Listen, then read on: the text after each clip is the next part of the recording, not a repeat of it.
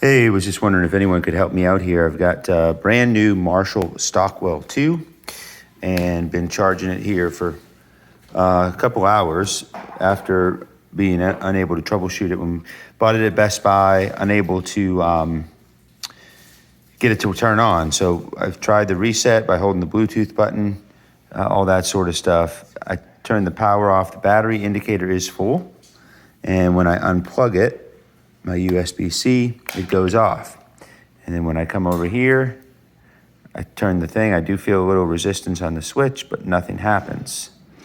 And then if I hold the Bluetooth button, I get a faint light.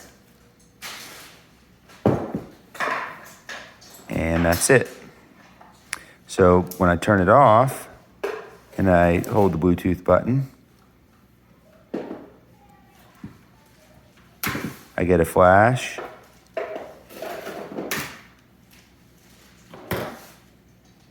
Still nothing on the power indicator.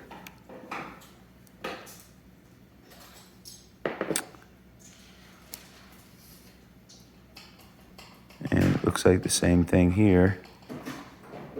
Quick little flash on the light, but nothing. So really frustrating that a $200 speaker out of the box, brand new from Best Buy, not working. Again, I power it back in. And the animation light comes on the battery, but then it'll quickly go to full again.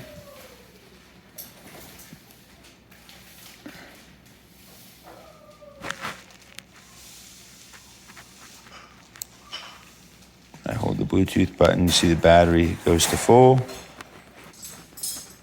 I get a flash, and then it kind of comes on, and then the whole thing goes off. So I'm gonna give this a 0 stars if it's possible, but really disappointed with, again, the quality that I was expecting out of the product.